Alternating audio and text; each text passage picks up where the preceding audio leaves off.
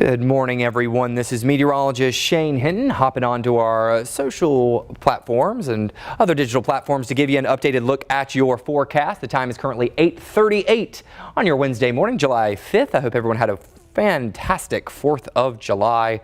I know we had a very nice day across Central Texas, at least in my opinion. We had mostly cloudy conditions throughout a majority of it, so it didn't heat up too much. Right now you can see we've got a pretty cloudy start to our day as well. Once again, no complaints here, because even though it looks dreary, it really does help us with the heat that we see in the latter half of the day.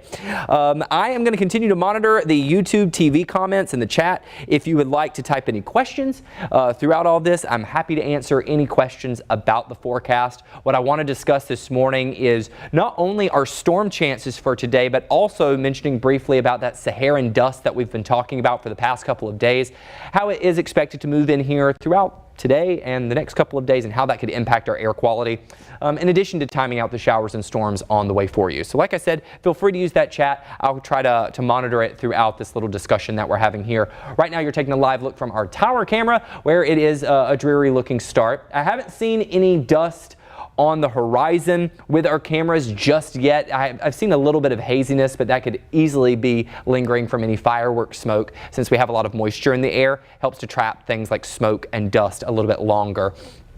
In regard to our temperatures, we're currently sitting at 81 degrees out at Camp Mabry, 78 as you make your way out toward the airport. Winds anywhere from about 5 to 15 miles per hour for the most part. That radar, very quiet right now, but that could certainly change as we head into the back half of your day and maybe even into the early evening. You can see in the hill country, we're in the upper 70s to lower 80s, but lower 80s along and east of I-35. Those winds streaming in from the south, anywhere from 5 to 16 miles per hour for the most part. With our breeziest conditions I'm seeing in Georgetown at the moment. So good morning to all of you if you're tuning in. Let's zoom out a little further, show you the satellite radar, especially out near the Gulf of Mexico. And near the Corpus Christi area, you can see a series of showers and storms pushing in. We do expect the potential for some sea breeze showers and storms to develop.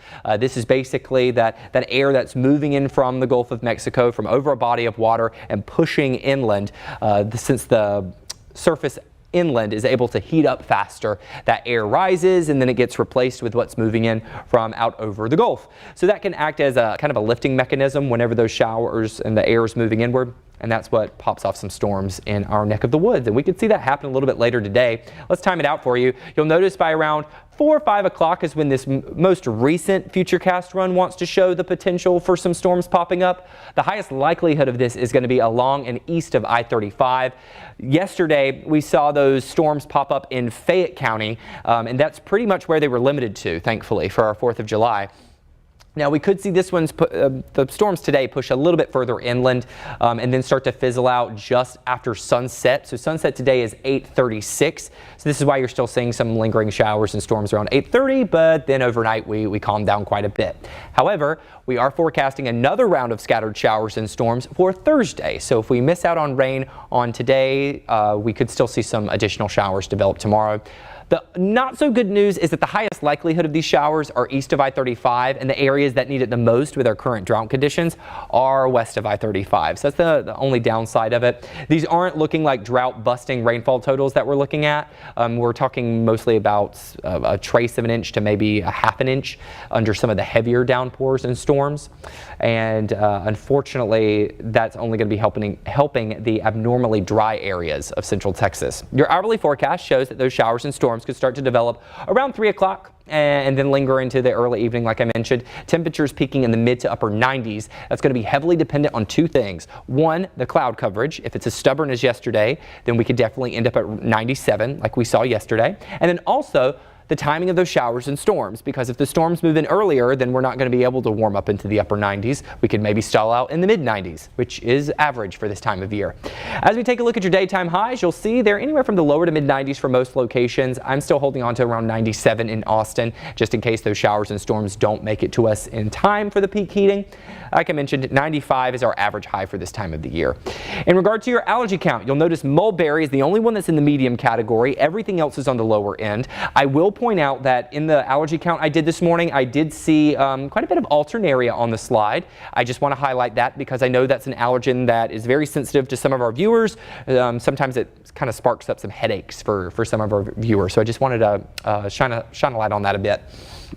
As we take a look at what else could be in the air, it is Saharan dust. And we've been talking about it the past couple of days because it might take a few people off guard, especially if you're new to the area, if you've moved from the West Coast, the Midwest, the Northeast, anywhere that's not along the Gulf Coast. This can sometimes take people by surprise, and that's because the sky gets significantly hazier, and it also impacts our air quality.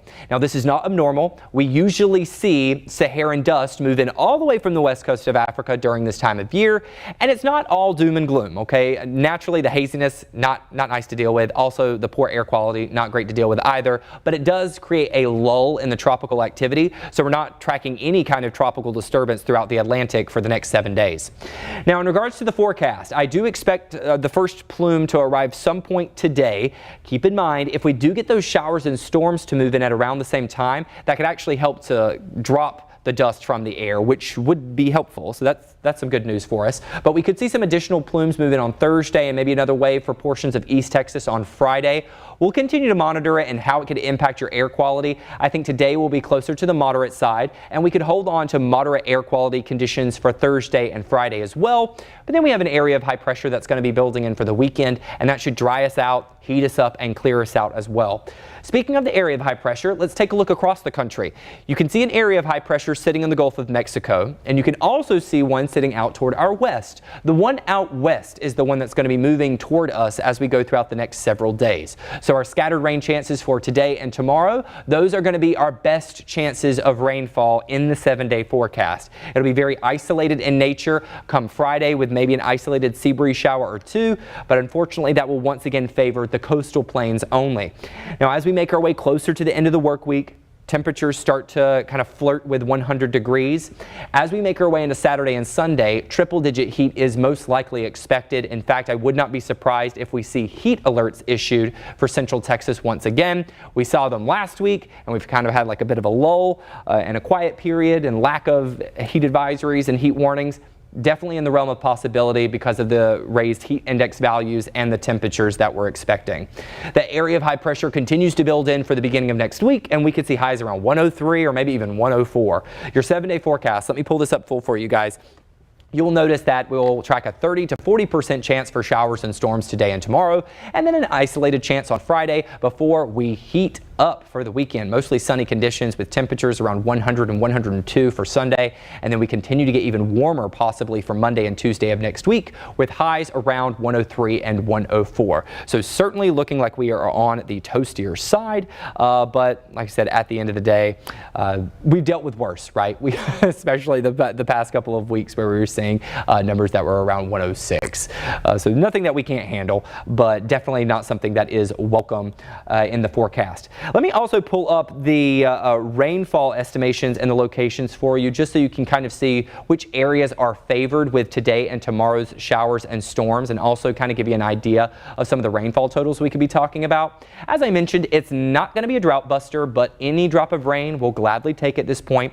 We're seeing it's favored along and east of I-35, where it's showing around 1/4 of an inch for most locations in that area, but we could see some isolated spots. Look at there out in Fayette County, showing the areas of blue, which is indicating anywhere from 3/4 of an inch to an inch of rain. That would be some great news, but I don't want everyone to expect that. Let's just say that, okay, because the trends are very hit or miss with some of the showers and storms. I know that area was favored yesterday, and it'll obviously be more favored for the next coming days, as that's what's closest to the Gulf of Mexico and where we do typically see those sea breeze showers and storms develop. I am not seeing any questions in the chat, but I just want to let you know that we are going to continue to monitor the forecast for you. We're going to be back on KVUE Midday at 11 o'clock with an updated look at your storm timeline and any updates on the Saharan dust as well. We'll also continue to provide updates on our streaming platforms and on KVUE.com. Until then, I hope everyone has an absolutely fantastic day. Stay safe, stay smart. Most importantly, please stay kind, and I'll talk to you all again very soon.